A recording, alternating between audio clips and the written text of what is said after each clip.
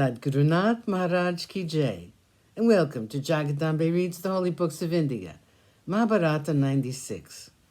As you may remember, Dhritarashtra crowned Yudhishthira to be the king of Kandava.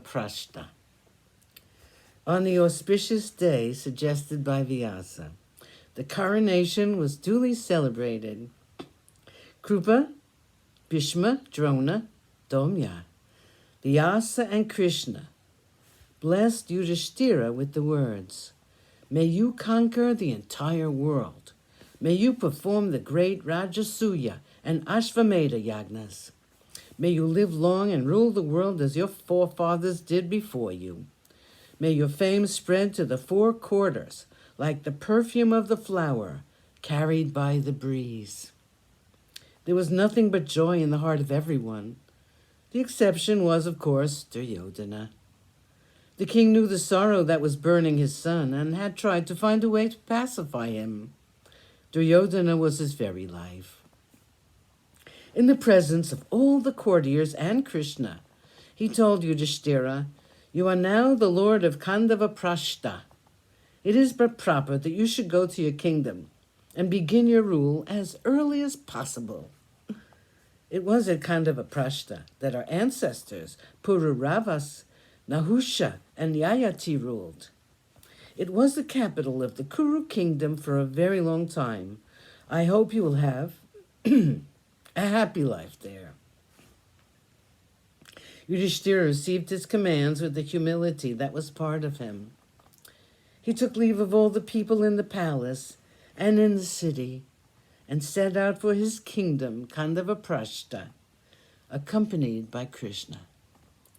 The country called Kandava was once the capital of the Kurus, but it was later destroyed by the curse of the rishis. This was to punish the misdemeanor of the son of Buddha. The capital had to be abandoned.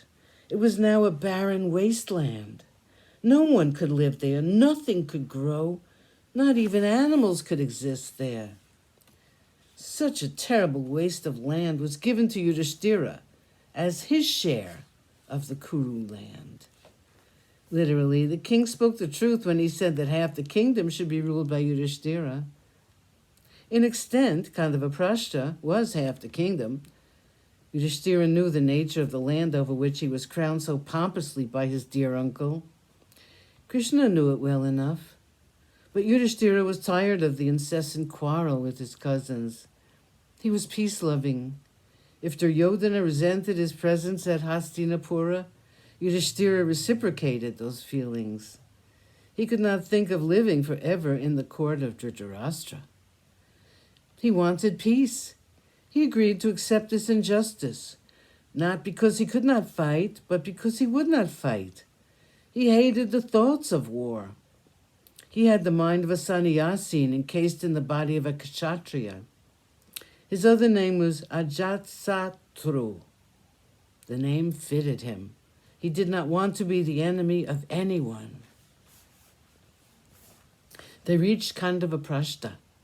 They all looked on the desolate country spread out in front of them.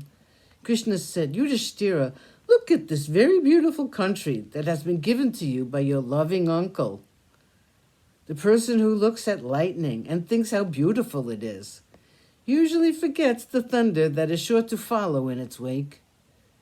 The king is like that. To think that this injustice has been sanctioned by that old man Bhishma shows that they are all to meet their fate. They will all, every one of them, reap the fruits of their actions. But that's all in the future. Now let us see what we can do to disappoint the blind king. Krishna summoned Indra.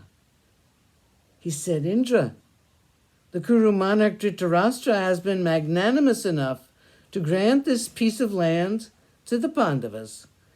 It is now up to you to change the face of the country.